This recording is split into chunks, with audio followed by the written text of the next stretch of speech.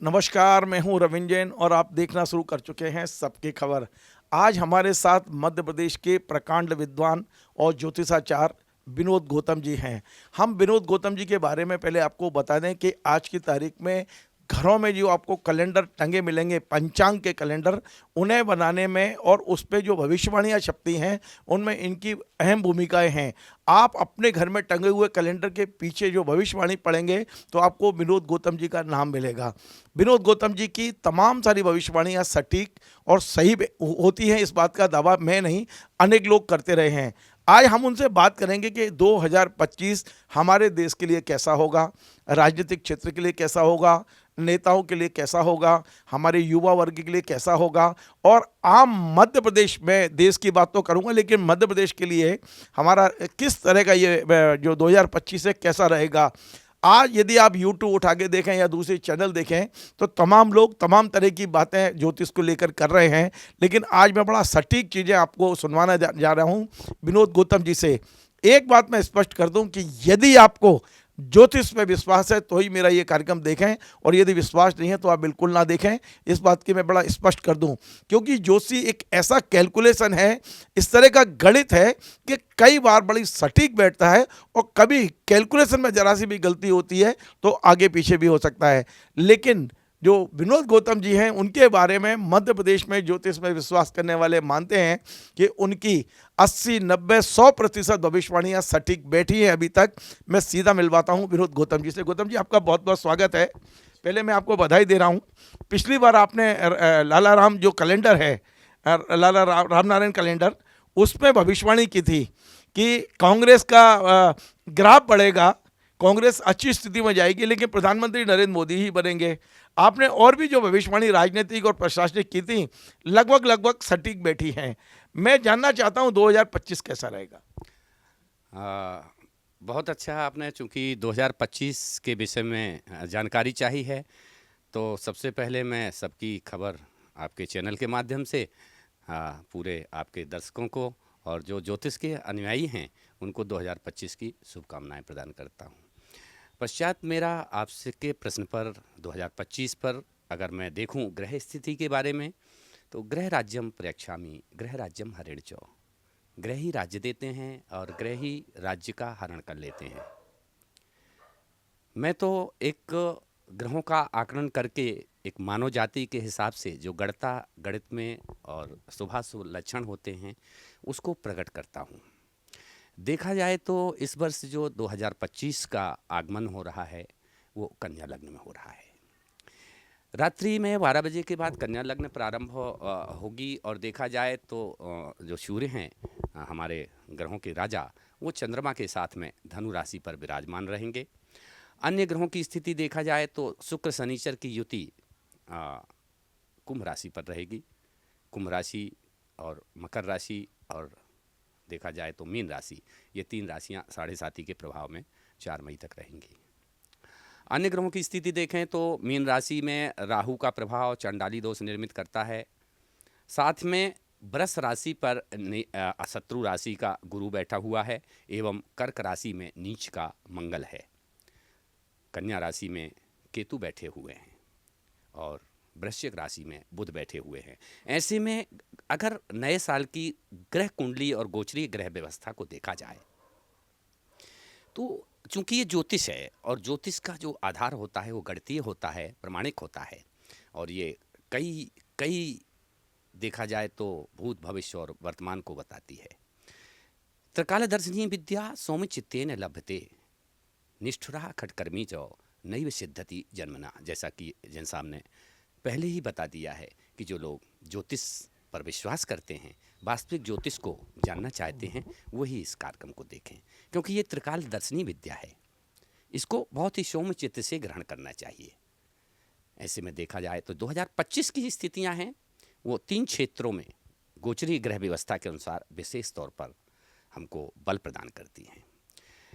एक तो भारत के राजा प्रधानमंत्री नरेंद्र मोदी जी की कुंडली के आधार पर, या उनकी जो ग्रह गोचरी व्यवस्था है, या उनके शपथ ग्रहण कुंडली के आधार पर, और स्वतंत्र भारत की कुंडली के आधार पर, और तीनों पर अगर हम एक मंथन करते हैं तो ऐसी स्थिति में लगातार उनकी जो जीत है और जो उनकी लोकप्रियता है उसमें वृद्धि हो रही है।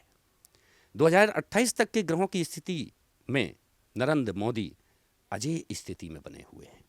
कोई भी ऐसा ग्रह उन स्थितियों में नहीं जा रहा है जो कि उनको किसी भी प्रकार से क्षति पहुंचाए। हाँ, ये जरूर है, कुछ स्थितियां उनको डरा रही हैं, उनको स्वास्थ्य के लेकर के साथ में एक षड्यंत्री स्थितियां जो ग्रह निर्मित कर रहे हैं। चूंकि नववर्ष की लग्न में ही केतु बैठा हुआ है, केतु और राहु की दृष्टि लग्न पर है, तो ऐसे में ये मान सकते हैं कि अगर हम लंबा आकलन करें और आगे की स्थिति करें तो अभी तो ये चल ही रहा है। 2028 के जो आम चुनाव होंगे उसमें भी नरेंद्र मोदी जी विजयी होंगे। हाँ, ये जरूर है कि इसमें कुछ ऐसी स्थितियां बन रही हैं 28 और 29 में ग्रह गोचरी व्यवस्था के अनुसार चतुर्ग्रही योग, पंचग्रही योग, अन्य ऐसे जो ग्रहण और दूषित आकाशीय ग्रह गोचरी प्रभाव हैं वो भारत पर हमले के संकेत देते हैं। लेकिन कब?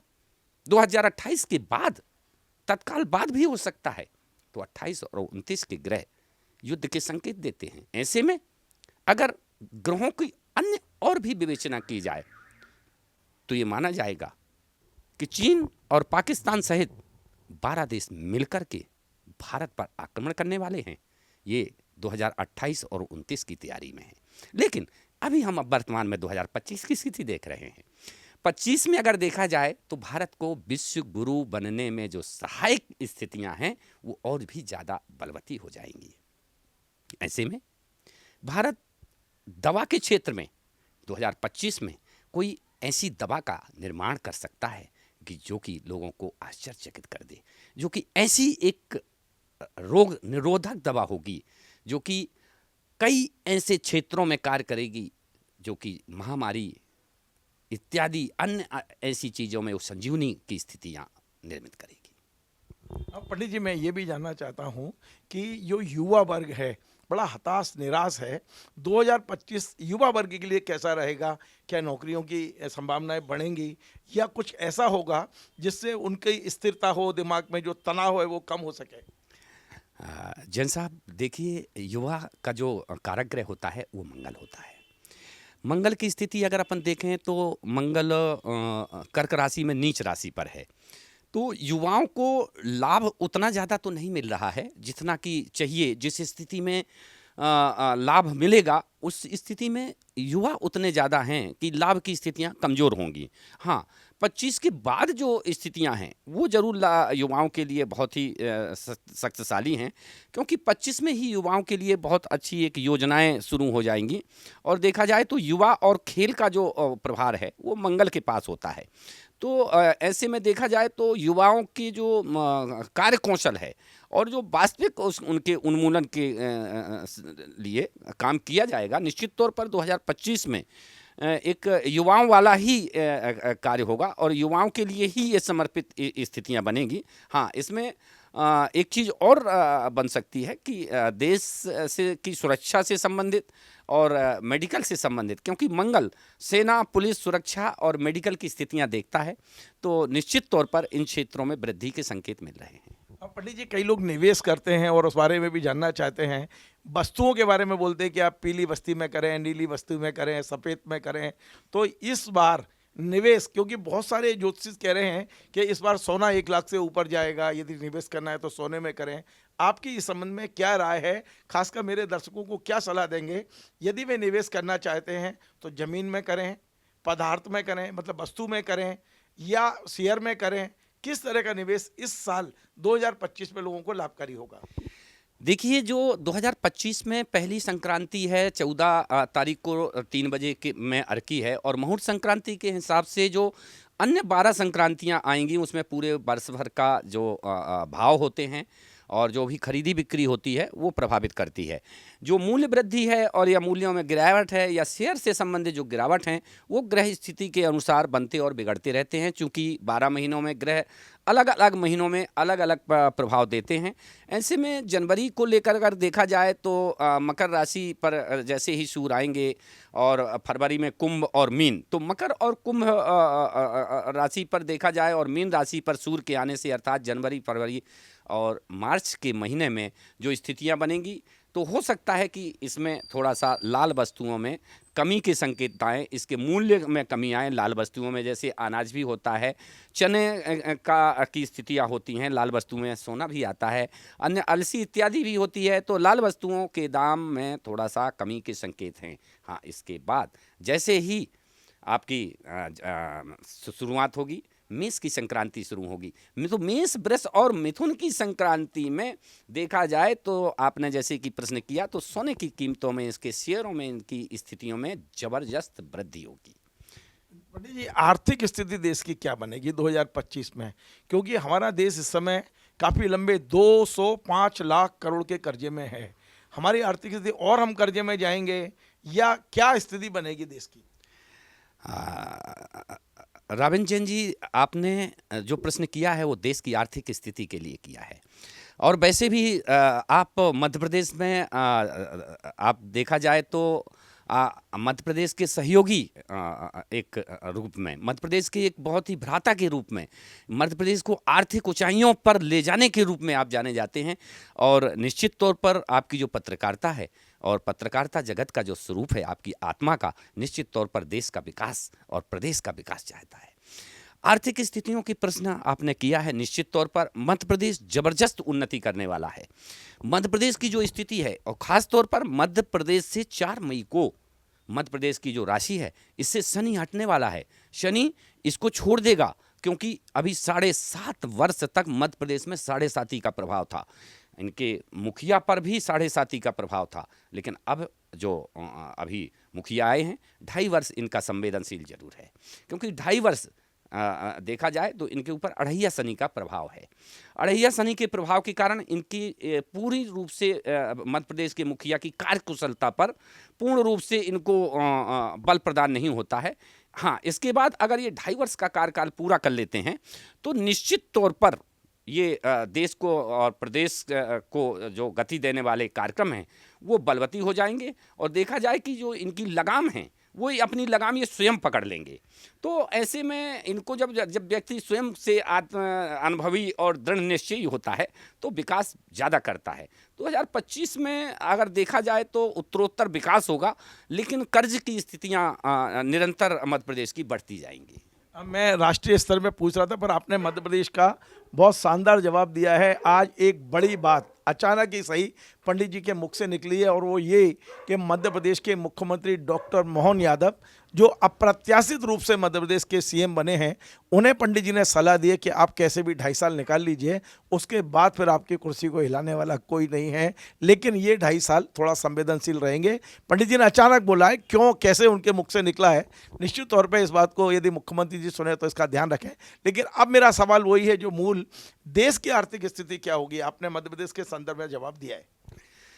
देखा जाए तो अर्थव्यवस्था का जो कारक ग्रह है वो बुध है, व्यापारिक ग्रह है, व्यापार का आदान प्रदान करने वाला जो ग्रह है वो हालांकि बाल्यावस्था में है। और नए साल की जो कुंडली है हमारी 2025 की, उसमें वो सूर्य से अलग हो चुका है। और सूर्य से जब राजा से थोड़ा सा अलग हो जाता है तो दूसरे लोग ईर्ष्या करने लगते हैं। तो भारत देश प्रकृति पर तो अगर इसकी अर्थव्यवस्था इकोनॉमी बहुत ही आगे पहुंच जाएगी, लेकिन जितनी आगे हम सब लोगों ने सोची है उतनी तीव्र गति से नहीं बढ़ पाएगी, क्योंकि बुध अलग है। और सूर्य की स्थिति अगर देखी जाए तो सूर्य चंद्रमा के साथ में 9 वर्ष के प्रवेश के समय पर है, जो कि एक अच्छे संकेत देता है। ऐसे में अन्य देशों के जो सहयोग हैं वो तो बढ़ेंगे ही, लेकिन जो विश्व स्तर पर जो मान प्रतिष्ठा है, क्योंकि जो आर्थिक समृद्धि होती है वो मान प्रतिष्ठा की भी वृद्धि होती है। धन वृद्धि बस वृद्धि नहीं कहलाती है, धन वृद्धि तो होगी ही, लेकिन भारत की जो प्रतिष्ठा है, मान सम्मान है, उसमें भी वृद्धि होगी। ये भी वृद्धि कम नहीं कहलाती। पंडित जी, एक आखिरी सवाल है और बड़ा महत्वपूर्ण सवाल है ये मेरा, वो ये कि आपके पास तमाम सारे नेताओं की कुंडली रहती है, चाहे वो राष्ट्रीय स्तर के हों या मध्य प्रदेश के।